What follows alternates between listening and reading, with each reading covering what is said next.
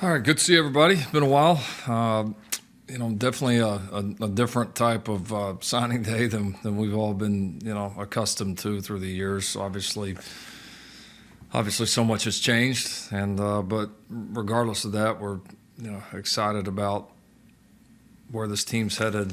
Some of the moves that we've been able to make from seeing our current players, getting those guys back, getting our mid-year signees in. Obviously we added a couple of transfers that we thought were great fits for our program, and so it's probably feels a little bit different on the outside. Within here, it's I think the excitement of returning players that you feel like can continue to improve and build on some of the success that we've had, and also, again, just a lot of exciting additions. Several in here right now. A couple more guys that we'll get, coming in here in June as far as signees that we think are going to make a big impact on our program. So, I think still the same sense of excitement for us as a staff right now. So, this spring as we look ahead, first starting with the staff, it's great to welcome Joe John Finley and his family back to Norman. As a guy we've gotten to know through the years, and certainly been have admired the job he's done at the different stops that he's had early in his career, and he's had a chance to coach at some very good places, and had a lot of great experience, and has really proved himself as a recruiter, as a position coach, an offensive mind, a guy that has great experience on the special teams side as well. And the further we delved into that job, there was a lot of outstanding candidates, but Joe John continued to make more and more sense for us. So we were excited to be able to get that worked out and bring another former player back here on our staff. And I think from that side of it, it's always great when we can add a former player, but we don't just add a former player just to do that. To me it's a bonus. To me it's you go find the best staff member, and if they happen to be a former player, that's great, but that's not the reason why. So the job that he's done and how he's developed as a coach, and just the fit we thought for our program and what we needed in that position just made a whole lot of sense. So we'll get him out in front of you guys here, let him get his feet wet for a few more weeks, and then give you guys a chance to visit with him. But certainly excited to have him back, and off to a great start with him.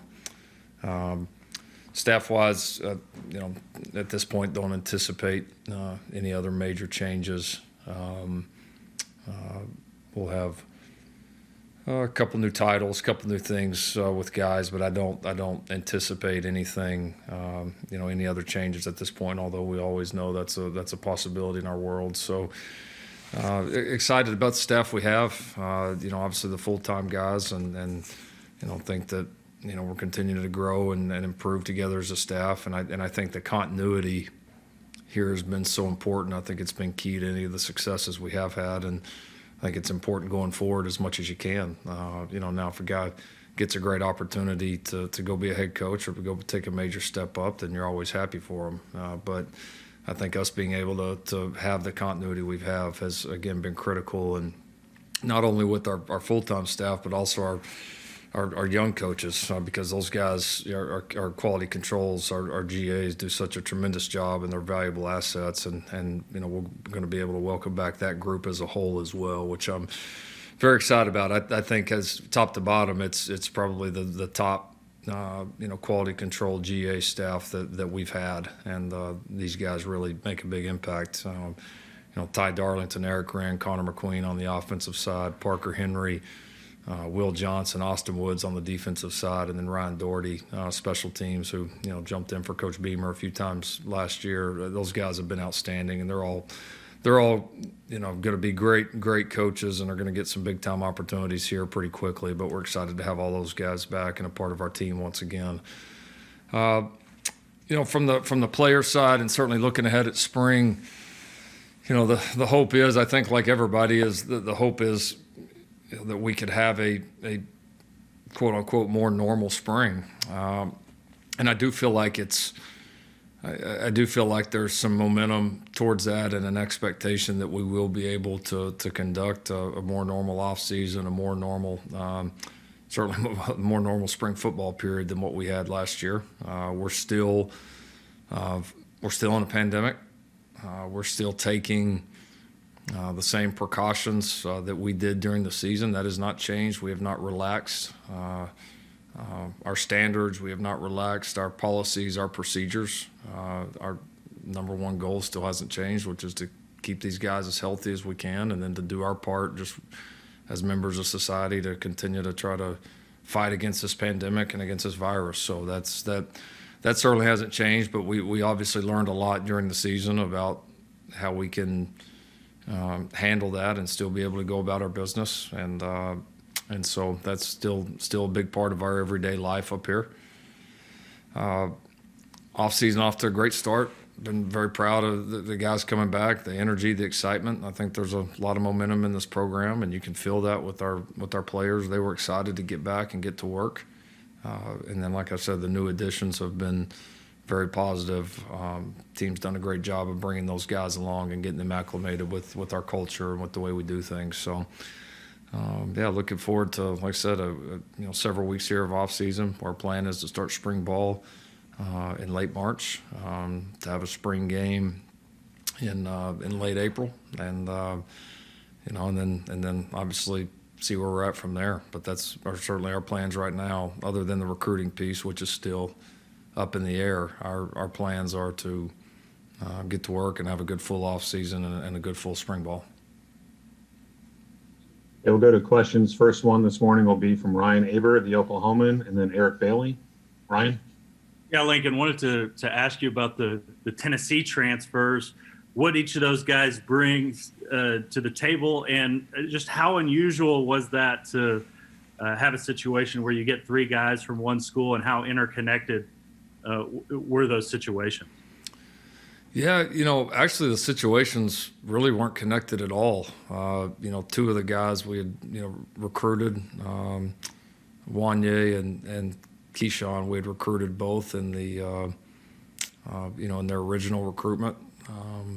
We thought we had a pretty decent chance to land those guys, and I think we're right there pretty close, before they ultimately chose to go to Tennessee. And so I think it was pretty natural for them that when they made the decision to leave, that this was going to be one of the places they considered, because we had, built up some good relationships with those guys. So, those guys are just, it's like they took a 1-year hiatus, but almost feels like, we recruited them, we know them, especially Keyshawn. We really got down the road with him. So, but just, I think, they decided to make that they needed a change of scenery, and they, liked what we were doing here, and that was those things came together pretty quickly.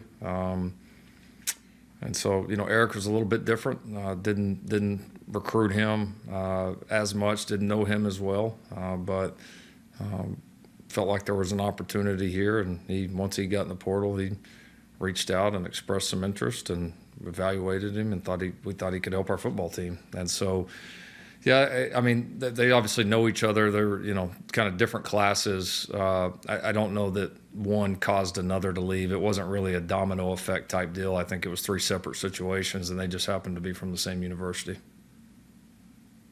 Appreciate it, Lincoln. Mm-hmm. Okay, we'll go to Eric Bailey, the Tulsa World, and then Joe Bettner.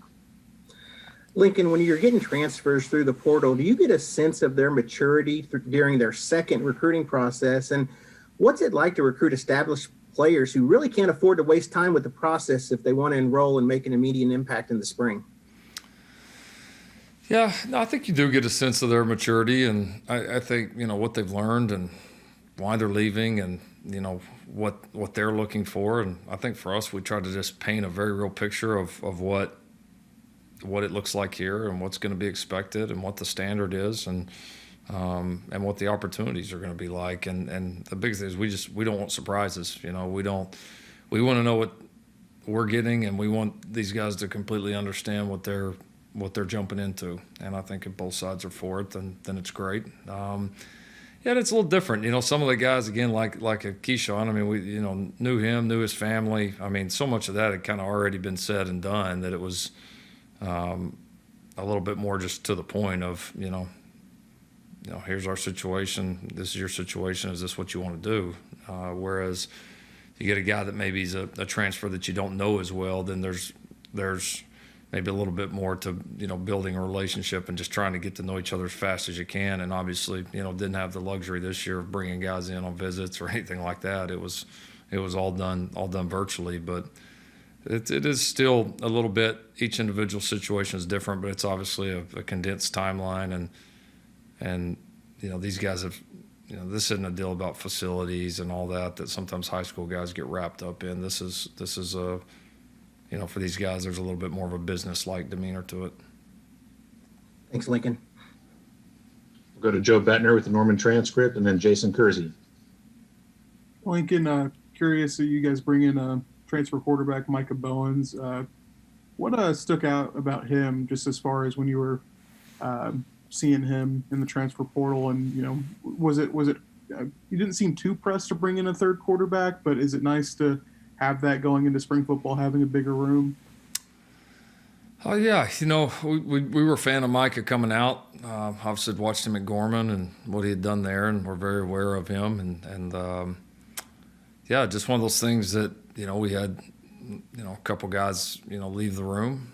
And, we knew going into it that we weren't just going to take a guy, but at the same time, we thought if a viable option came up at the transfer portal at the quarterback position, that we were going to take a good look at it because, just the room, the room right now, with Spencer and Caleb, I mean, you've got, right now, two scholarship players, and we lost a couple of, really good walk-ons out of that room too. And so it's, we knew we had to start to rebuild that room back up a little bit. And so we just said, hey, if a guy pops up that piques our interest that we think could come here and be a good player and obviously contribute and compete and be and come be what we expect out of that position, then we're going to take a look. And yeah, Micah went into the transfer portal, and we liked what we saw and had some good conversations with him and his family. And it was, he was, again, the interest was mutual and moved along pretty quickly.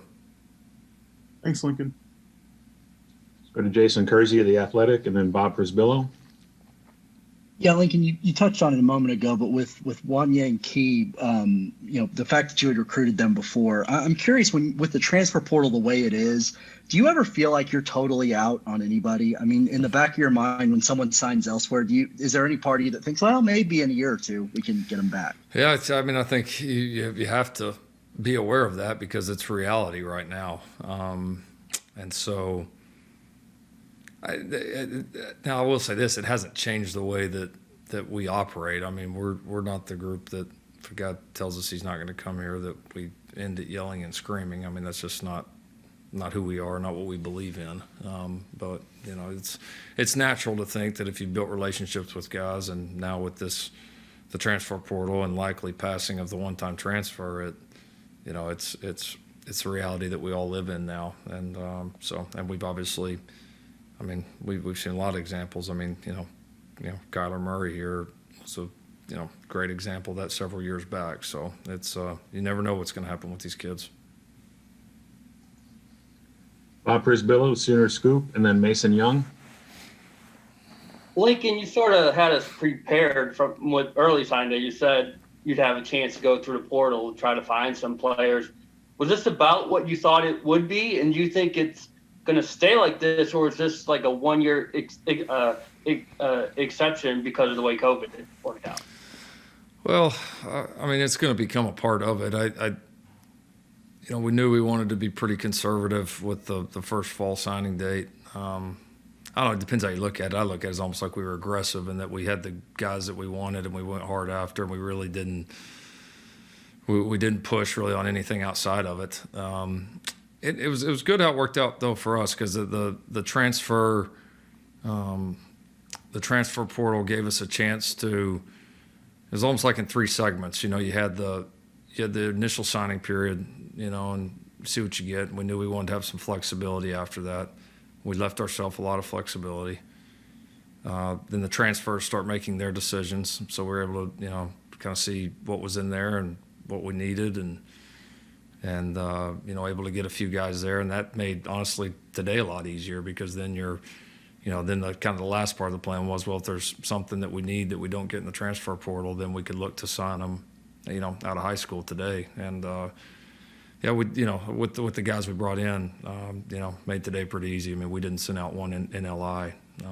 We pretty much we knew we weren't going to sign another high school player once the transfer portal shook out the way that it did. Let's go to Mason Young with OU Daily, and then John Hoover. Yeah, Lincoln, just curious about Robert Conjal and what you think he brings to your offensive line depth coming in from Arizona. Yeah, no, we were excited about him. Another one that had some mutual interest when he got in the transfer portal, and really liked him on tape. He reminded us of a couple of guys that we had before, with some of his position kind of flexibility and some of the experience that he had. And so obviously, gave us a little bit of depth in there with losing a couple of guys. And so, a guy that's played both center and guard, and we're going to work at both. And, obviously we'll be looking to replace Creed, which could come from, whether it's a current center in our program, or it's, shifting somebody into center. I mean, those are options that'll be worked through, but getting a guy like Robert gives us experience. It gives us flexibility. And I think he was looking for an opportunity to come do it at a place like Oklahoma and have a chance to compete for championships. And so, we had what he was looking for, and he had what we were looking for. Go to John Hoover with SI Sooners, and then Brandon Drum. Yeah. Hey, Lincoln. You touched on it a minute ago. I wanted to ask you if you could follow up, maybe give us some more details of the mechanics of the recruiting process while the transfer portal is open. You're thinking, okay, we might get this guy. We're one of the finalists for this high school kid, but we can't put too much into that one because we might get something from the transfer portal. Can you kind of lay out the mechanics of how that shakes out through the end of December and into now signing day? Yeah, the transfer side is just different. Like signing day, like this is the day, and they're going to sign. Most guys, if they're going to do it, are going to sign this day. Whereas the transfer could kind of come anytime, anywhere. There's not necessarily a deadline for that. So we knew obviously the majority of transfers were going to happen after the first signing period. So again, our mentality was let's go after the high school guys that we know we 100% absolutely want, and then let's not overdo that. Let's understand that. I mean, rarely do you get every single person that you want. That's a dream world, but that just doesn't happen very often for anybody. And so we knew we were going to leave ourselves. And even honestly, had we gotten everybody we wanted high school wise, we still would have had quite a bit of flexibility. We just did not have very many targets. And we had, I would say, about the flexibility that we expected that we would have. Transfer wise, you're gauging that. You're still at that time recruiting some high school players, just kind of trying to figure out, how are we going to fill the roster the best, and how are we going to address the positions of need the best. And, luckily for us, I mean, I think there was, some key impact guys that became available that were the right guys, the right positions. Again, some previous relationships already established that helped, wrap up some of those transfer guys pretty quick. And that helped us, because once we knew, a lot of those guys were coming, it was, we were able to be up front with a few of the high school guys we were recruiting and let them move on to other options, and made it, a lot cleaner and easier, I think, for everybody. Thanks. Brandon Drum, OU Insider, and then James Hale.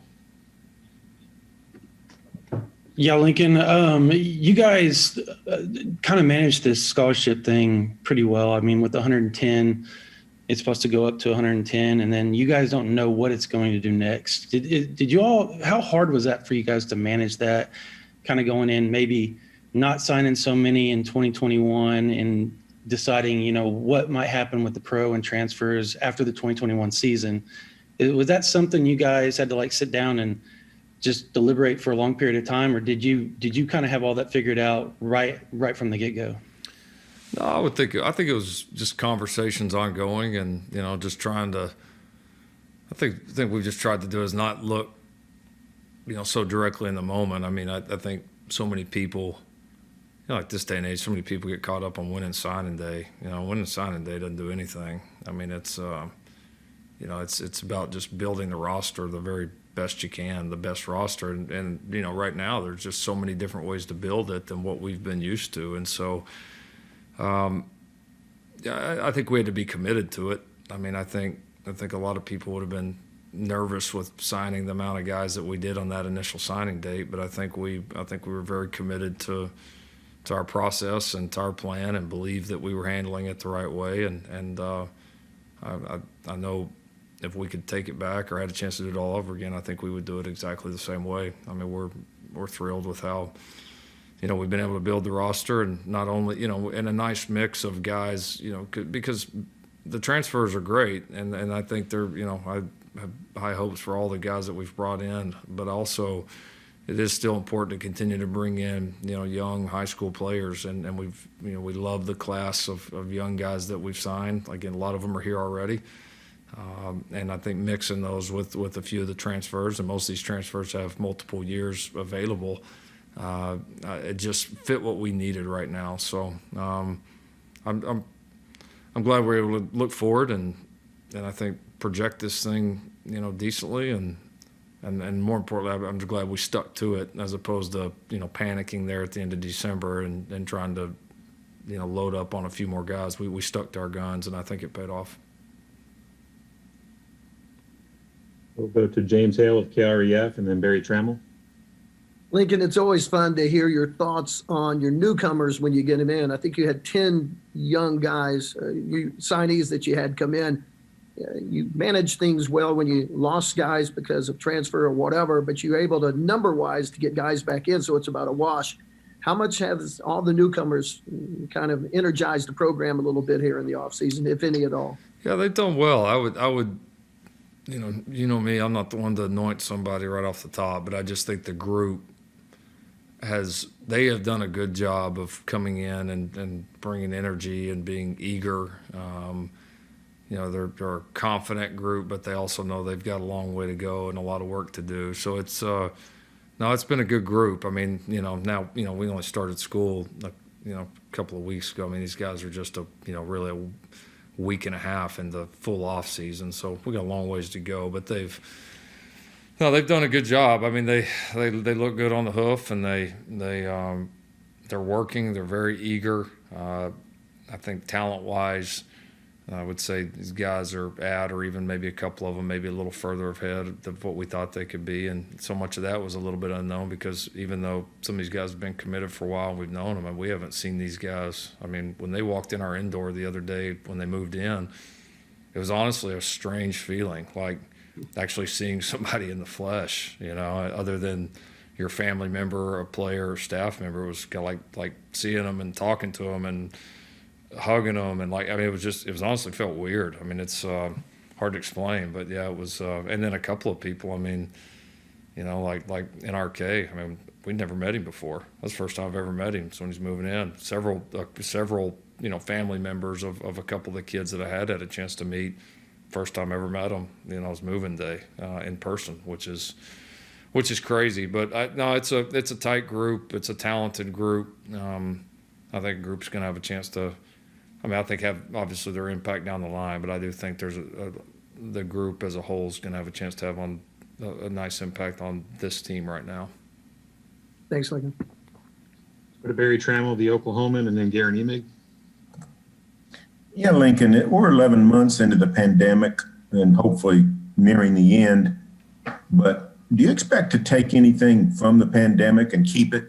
Anything you had to change, whether it's scheduling, practices, communication, whatever the case? Do you see anything sustainable that you say, hey, this is something we can use even when times get good again? Definitely. I mean, I think the way that we can communicate virtually, whether it's staff to players, players to players, staff to staff, I think there's some things we can do to improve quality of life and or become more efficient from the with what we can do virtually, that I absolutely think will carry through. I think there's times that we can get the same things done and not all have to be necessarily in the exact same place. And so I definitely think we'll carry that.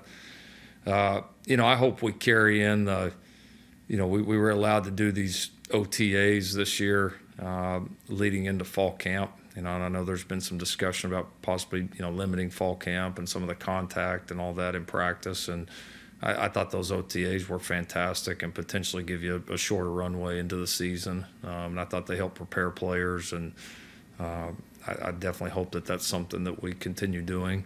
There may be a few other things off the top of my head, but those are the first two that hit me when you asked the question. We'll go to Garen Emig, Tulsa Worlds, and then Daniel Dwyer. Lincoln, you okay with addressing Buki?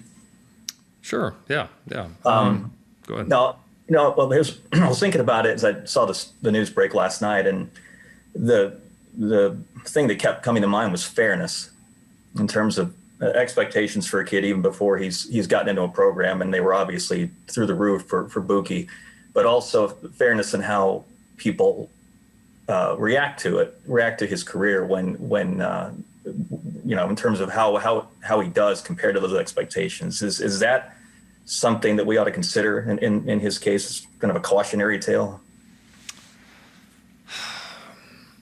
Well, first thing I would say is I certainly hope his career here is not over.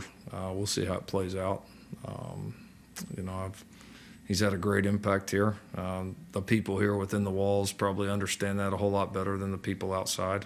And everybody's got to realize, when he came in here, obviously he had a lot of, there's a lot of hype around him.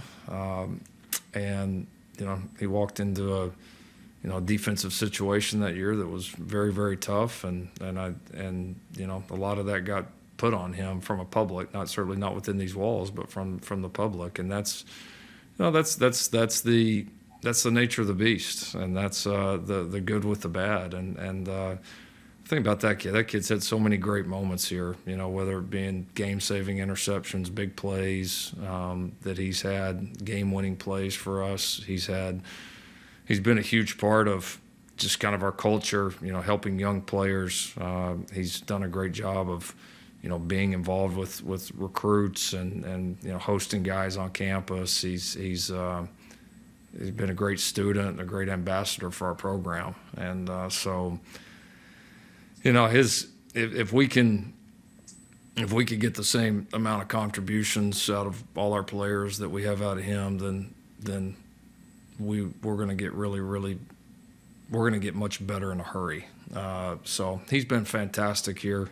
If he does decide to leave, then I'll be his biggest fan, and I think he'll have a lot of fans around here and a lot of people that'll watch him. And if he decides to stay, which is what I certainly hope happens, then we're going to have one great last run together. Appreciate that. Mm-hmm. Okay, let's go to Daniel Dwyer with Fox 25, and then Kerry Murdoch.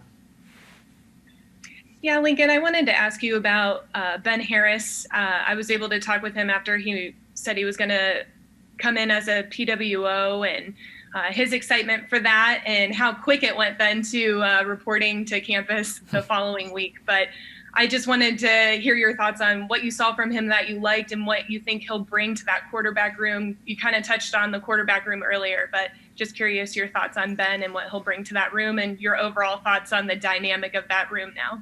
Yeah, no, that room, kind of like we said earlier, was one that we knew we wanted to add some pieces, and we knew regardless if we didn't know that we would grab somebody out of the transfer portal that we would scholarship. We didn't know if that was going to show up and that was going to happen, but we knew regardless that we wanted to look at and really target some of the best guys in the country that have been overlooked and that would be interested in a preferred walk-on spot here. And so Ben was one of the guys that we targeted and saw, and we made contact pretty quickly after season ended. We were able to get back in here and had a chance to really watch and evaluate him. And like the kid's skill set. Obviously, he's been a winner. He's won at the highest level and done obviously a lot of it.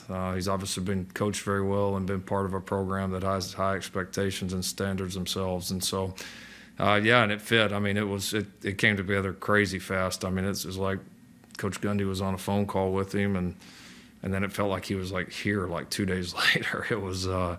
It came together very quick. But yeah, he's like anybody in our program, going to have an opportunity. We'll be excited to see what he can do and develop. But and yeah, like I said, that room is kind of ever changing, and that's kind of the world of quarterbacks right now. But we felt like it was the right time to add him and a couple other pieces, and so I'm excited about the room. There's a lot of new.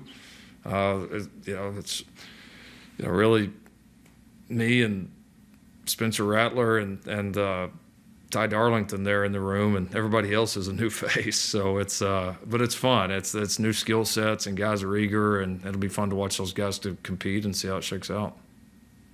Thanks, Lincoln. Mm-hmm. I think we're going to have time for just one last one. Kerry Murdoch, Sooner Scoop, and WWLS. Hey, Lincoln, I was wondering if you could talk. There are a lot of programs that are kind of making the transfer portal kind of like the new JUCO for them. I mean, kind of a way to get players in their program. Do you have concerns? I know there are rules in place, but do you have concerns about tampering, about, people kind of always targeting your guys that might not be starting, or, targeting, their family members or maybe people they train with? Is that a concern moving forward? Definitely. I mean, there's no question. I mean, especially when, the majority of guys that we'll sign here out of high school are, for the most part, pretty heavily recruited players. So, hopefully, we keep, and I think we already have a little bit, but hopefully we keep strengthening the penalties, for that happening. And I think, you got to educate your players. And then I think the big thing is you just, again, I think it goes back to your culture, and I think if you've got a culture and a program that players want to be a part of and they see opportunities with, and I think you can withstand those type of things. But, is it happening? Is it a concern? Of course. I mean, it's no different than people that cheat in recruiting. I mean, we all know what's going on. You wish more people would get caught. You wish it didn't happen. But to duck our head in the sand and pretend like it's not, it is. And like I said, hopefully we'll, on both ends of that, hopefully we'll continue to strengthen rules and people that are going to do that, hopefully we can make it to a point where if they want to do it, that's fine, but they're risking everything.